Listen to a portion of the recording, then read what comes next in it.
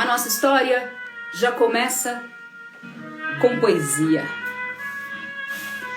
Na verdade, tudo se passa qual já houvéssemos vivido uma vida bem melhor que essa. E por alguma desorientação nossa, nos perdemos dessa vida e vivemos então essa incompletude, um buraco mesmo, um buraco em vez de ter um estômago. Luiz Alberto Mendes Júnior. Luiz já nasceu assim, de família um pouco torta. Aí deu também de nascer um tanto qual asa torta. A mãe era menor de idade, foi se encontrar com um homem que não sabia, porque também mentia, que já tinha uma segunda família. Então, quando a menina fugiu de casa e engravidou, a sua mãe deu de presente para ela o seu primeiro aborto. Logo mais, a menina engravidou de novo e a mãe deu o dinheiro para um segundo aborto. E logo no terceiro aborto, quando já estava o rebento no ventre, a mãe novamente deu o dinheiro para a filha menor de idade, casada com aquele homem, o alcoólatra, pai de uma outra família. Só que ao caminho de tirar o feto, de fato, a mulher viu uma penteadeira toda repleta de espelhos. E ela era de tamanha beleza que ela disse ao homem: mas se eu comprar a penteadeira, será que você depois me dá o dinheiro para o aborto? A penteadeira foi para casa. O dinheiro do aborto mesmo não pôde chegar porque o homem, o alcoólatra, foi despedido. E, de fato, o feto virou rebento. A vida grave que trouxe Luiz Alberto Mendes Júnior, que levou o nome do pai. Enquanto ele crescia, o carinho, de fato, o afeto não havia, era pouco, porque a mulher, ainda menina, não conseguia direito um carinho. O carinho era só trocado pelo olhar. Já o pai, quando chegava em casa, vinha trançando os pés pela rua bêbado. Luiz sabia. A hora de se esconder dentro da casinha do cachorro, onde tornou-se o seu lar. E a mãe levava a comida na casinha do cachorro, porque o pai, quando encontrava, cheio de álcool no sangue que estava, dava de descontar o álcool até evaporar todo o álcool sanguíneo na criança. E ele ficava roxo, e quando não roxo, ele ainda ficava cortado de cinta. E a escola não podia aceitar. Então, Luiz virou analfabeto. Assim foi, crescendo, escondido na casa do cachorro. Taxista, vez ou outra caminhava com a família pela cidade de São Paulo, Praça da Sé. Anos 60. A Praça da Sé era de tanta luz. E dava para ver, no crepúsculo, as luzes se acendendo. E Luiz via os moleques brincando na rua. E não tinha ninguém para bater, não tinha ninguém nem para mandar. Ele entendeu. Aquilo, moleque de rua, é que era a liberdade. E enquanto o pai caminhava com o carro, no seu rádio, ele sintonizava numa música que cantava: a novidade que tem no brejo da cruz é a criançada se alimentar de luz, alucinados, meninos ficando azuis e desencarnando lá no brejo da cruz. Eletrizados, eles cruzam o céu do Brasil. Na rodoviária assumem formas mil. Mas há milhões desses seres que se disfarçam tão bem que ninguém pergunta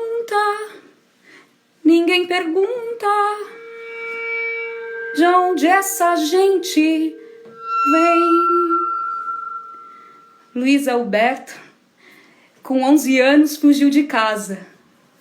Encontrou os meninos da rua e montaram, como num livro, como num filme, os meninos perdidos da terra do nunca.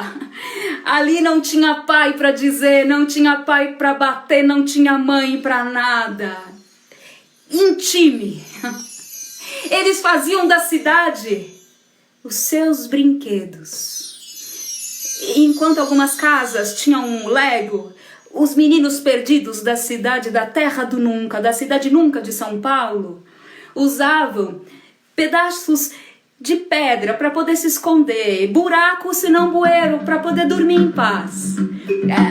O jogo de tabuleiro, aquele banco imobiliário, os meninos perdidos na cidade de São Paulo, a terra do nunca, eles utilizavam o brinquedo na rua direita. Quem bate mais carteira, do início da rua até o final. E com dinheiro, eles se alimentavam no final da noite. Como tinham liberdade, podiam escolher se nutrir só de chocolate e também sorvete. Ali tinha outro brinquedo, que algumas crianças brincavam na rua. Polícia e ladrão. Só que no caso, eles sempre eram os ladrões. E a polícia, quando pegava de verdade. Para você reconhecer os meninos ali da terra do nunca, os meninos perdidos, era fácil. Eles, por mais que estivessem vestidos com roupa que eles tinham ganhado, sempre cheiravam a rua.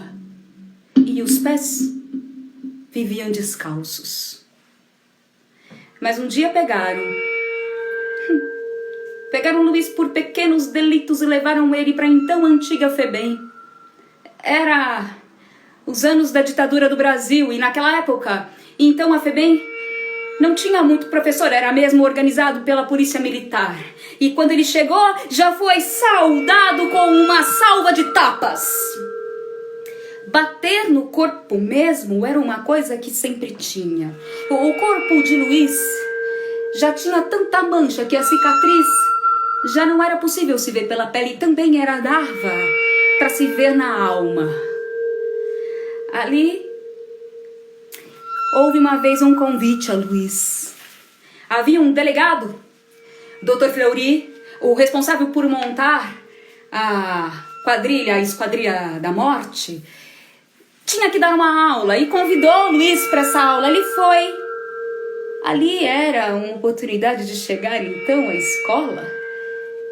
E quando chegou, a aula era sobre como torturar uma pessoa. E eles buscavam os menores da FEBEM para dar exemplo. Luiz foi o rato da aula. E milhares de pessoas ali assistindo. Os policiais puderam usar o corpo do Luiz para aprender a torturar com 14 anos. Ele foi pro pau de arara sem cometer nenhum crime político.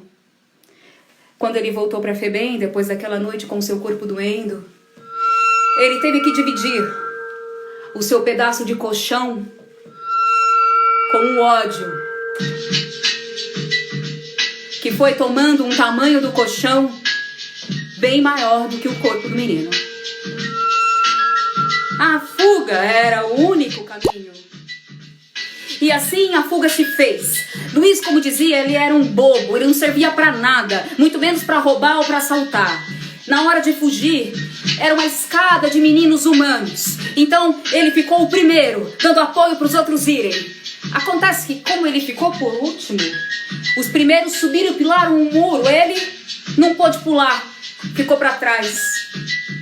E quem ficou para trás foi responsável pelo crime cometido, e foi ele então que apanhou naquele dia de tanto policial, e ainda como responsabilidade deram a ele a possibilidade de virar mulher de todos os guardas que o quisessem. Luiz conheceu o que é ser mulher pelo pior aspecto feminino que há. Foi estuprado. Ali, ele nasceu pela segunda vez. Era um segundo parto. Era um coração partindo tentando se parir. E ele se transformou, como bem disse, num devido animal. Conseguiu fugir.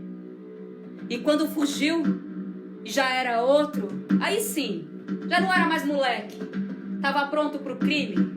E o que ele queria não era dinheiro. Ele queria a vingança de uma sociedade que nunca olhou para ele. Ele só tinha ódio no coração. Então assaltavam as casas grandes do Pacaembu. E por gosto, levavam pouca coisa. O que os meninos queriam, já homens, era detonar. Rasgavam, defecavam, levavam pouco e não demorou para a polícia poder encontrar. E também não demorou para o pipoco poder rolar. E também não demorou para ele tentar se salvar. Matou, pela primeira vez, um policial. E sentiu como a vida humana é frágil. Carandiru foi o seu lugar. Abriram a cela para ele entrar. E ali, logo quando chegou, já sentiram um cheiro de carne nova os outros presidiários, e tinha um bem grande. Um que ficava exibindo as suas curvas durante o dia, para poder comer os outros durante a noite. E foi para cima de Luiz. Ele se defendeu e teve que matar 2. Porque não queria virar mulher daquele jeito terrível de virar. Luiz conseguiu, aos seus 19 anos, um troféu. Uma vida humana. Se chega aos seus 100 anos, já é uma grande alegria. Se uma vida humana chega aos 130 anos... Ali, ele entendeu o que é a fabricação de uma cultura. Segundo ele, ser humano é um tipo de gente que aonde se une faz cultura. E a cultura é assim, uma coisa que impregna na alma. Se o nordestino sai do Nordeste com a sua cultura, chega aqui em São Paulo e vai querer comer a sua cultura, lembrar, ouvir as suas músicas. Uma coisa que impregna na alma. Assim também era a cultura do crime, a qual ele estava inserido. Uma coisa que impregna na alma. E Luiz foi parar, então, na solitária, depois de tanto aprontar por ali. A solitária é um lugar escuro, com 3 furinhos para entrar a luz. A solitária, ela é um lugar onde a comida vem uma vez por dia e a água chega 2. A solitária é um lugar onde se sai uma vez por semana completamente nu para poder tomar um banho de mangueira. A solitária não se fala com ninguém. A solitária não tem luz. Não tem luz. Luiz Alberto permaneceu 1 ano, 180 dias, dentro de uma solitária. Então passou faxina, batendo naquela porta gigantesca e disse: telefone pra você, otário! Telefone? Telefone aqui dentro? Atende o telefone, otário! Vai! Chega até a privada, a latrina. Então ele entendeu que se ele tirasse a água da latrina, talvez dali tivesse algum tipo de eco. Ele meteu a mão dentro da privada e depois meteu o ouvido. E começou a ouvir uma voz de um homem que vinha de outra cela, dizendo que era poeta e que gostaria de ler um livro para ele. Bom, eu não tenho nada para fazer mesmo, que leia. E Henrique, em outra cela, pela latrina, pela privada, que era então a única coisa privada, dentro de uma cela solitária, começou a ler. Há um modo de fugir que se assemelha a procurar.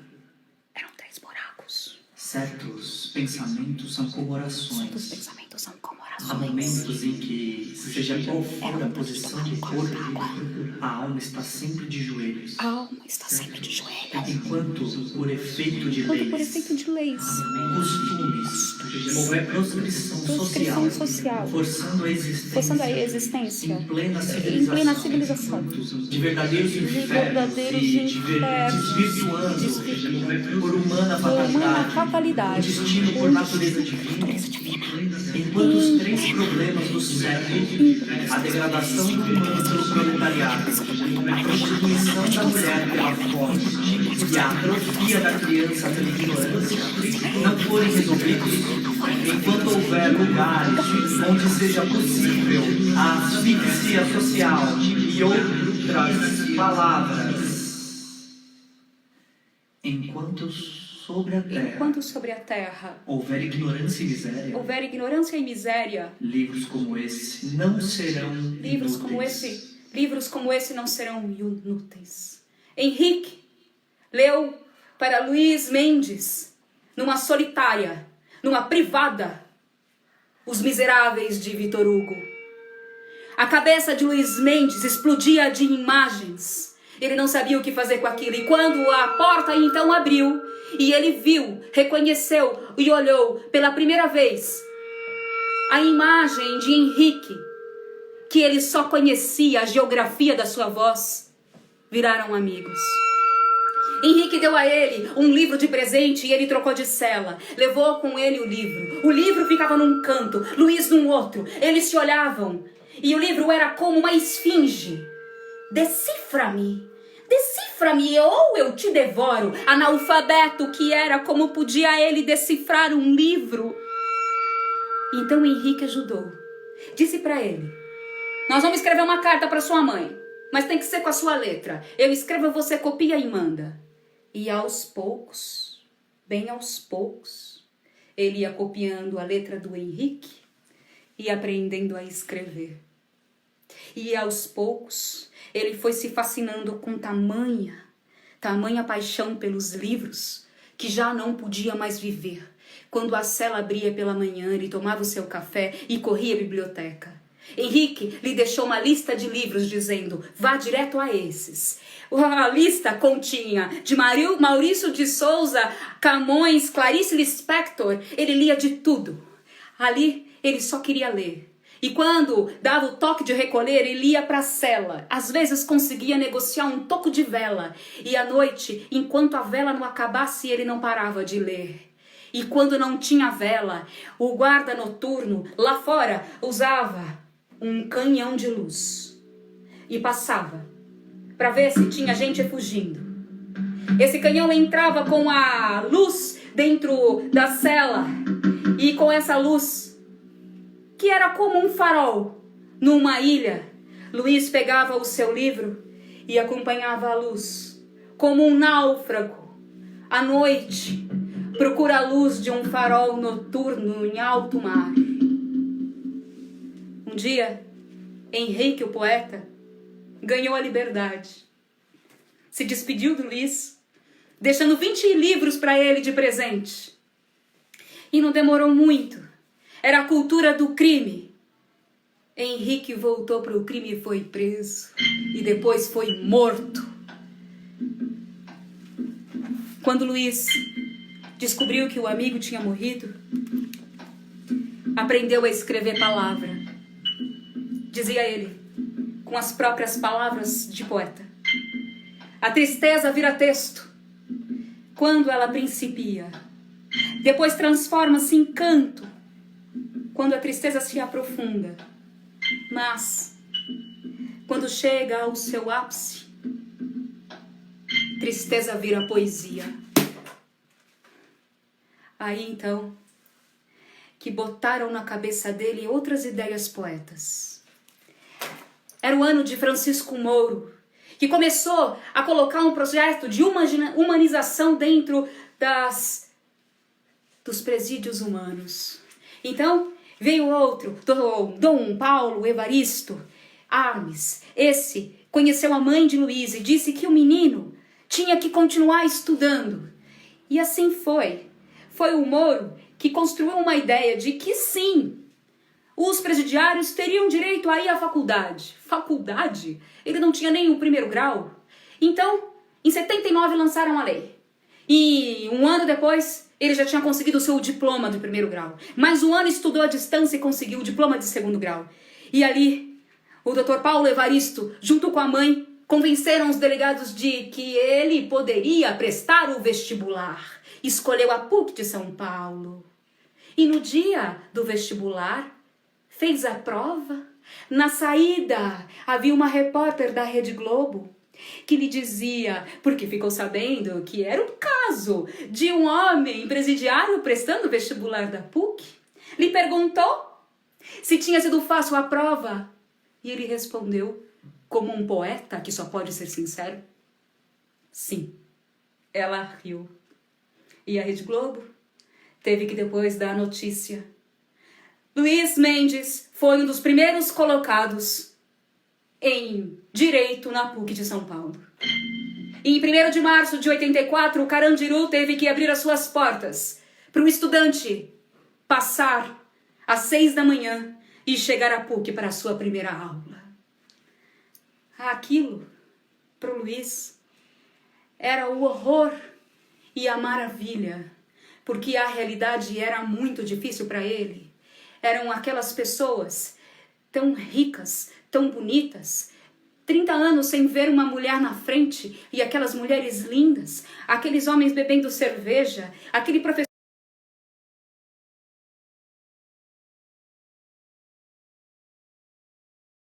mulheres lindas, aqueles homens bebendo cerveja, aquele professor falando de consciência. 6 meses e ele teve que fugir. Fugir dali. Fugir do Carandiru. Fugir da PUC. Fugir. Foi pego. E quando voltou, chorou porque era um otário. Nunca prestei pra nada. Mas prestava pros livros. E começou a escrever as suas próprias memórias. E não é que na vida, por mais genial que a pessoa seja ou não, se ela não encontrar um amigo, alguém que a lhe ajude, ela nunca será nada. E Luiz um dia cruzou com Fernando Bonassi, dramaturgo, escritor, roteirista do Carandiru, que estava ali fazendo uma oficina de literatura. E ficou sabendo do trabalho do cara e falou, esse cara é bom, mas esse cara é um gênio.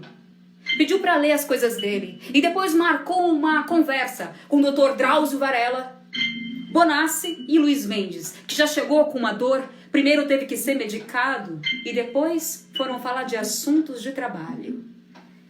Quando eles leram a obra inteiramente escrita à mão, porque óbvio não havia um computador, eles ficaram encantados e disseram, a gente vai tentar publicar.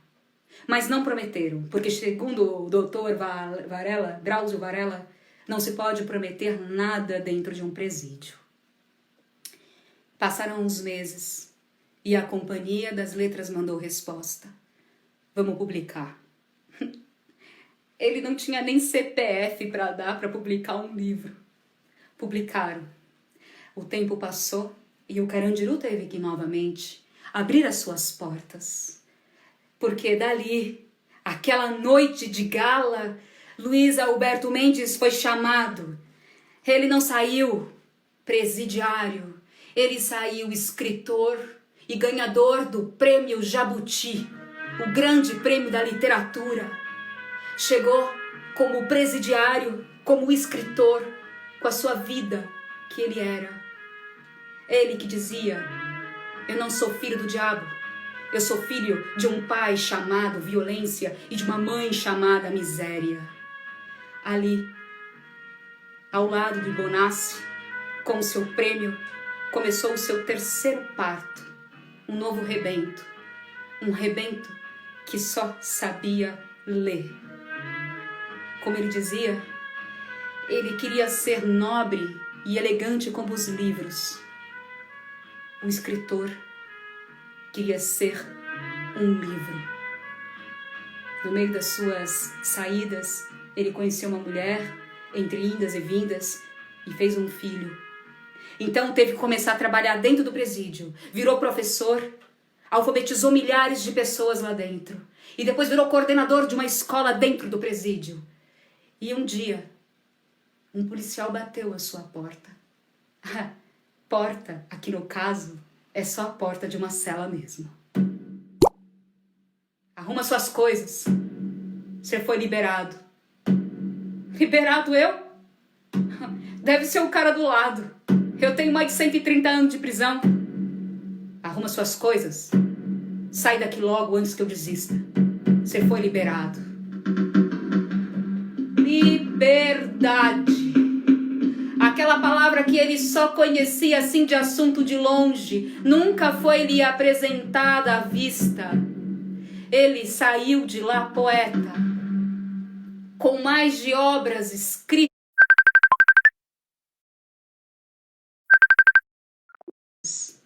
A liberdade lhe doía.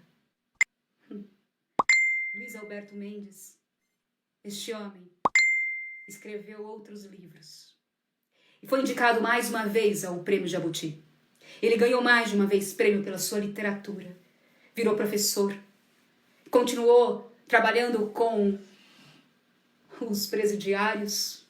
E fez uma cartilha para que eles, ao saírem dali, pudessem ter documento, porque nem isso eles têm quando saem. Então voltar para a cultura do crime é muito fácil.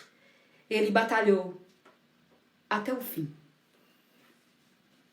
Luiz Alberto Mendes, certa vez, olhou para o seu filho com muito medo, e lhe perguntou o que ele queria ser quando crescer.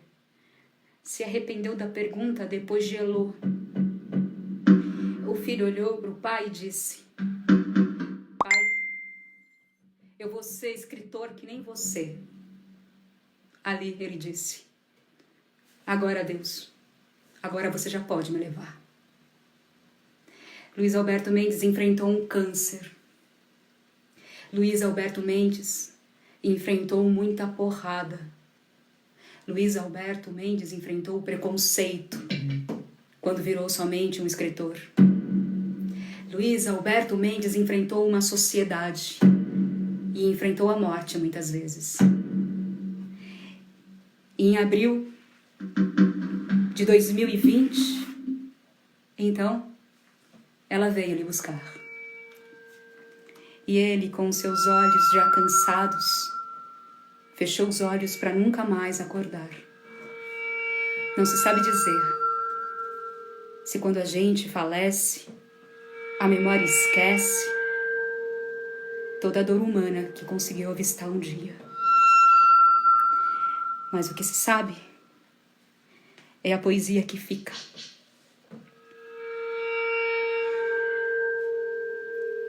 Luiz Alberto Mendes, nós deixamos a nossa homenagem, e a nossa homenagem, ela é um ato de amor. Porque sim, se os oprimidos de hoje serão os opressores de amanhã, se os agredidos serão os agressores, então os amados serão os amantes. Amar é o único e real estado de urgência.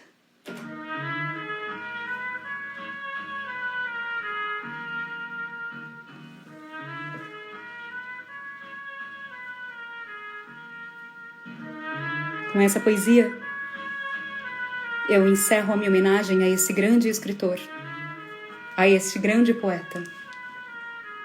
E convido a vocês a continuarem um pouco mais numa live que vai reabrir com Jonas Samaúma, meu amigo e grande poeta.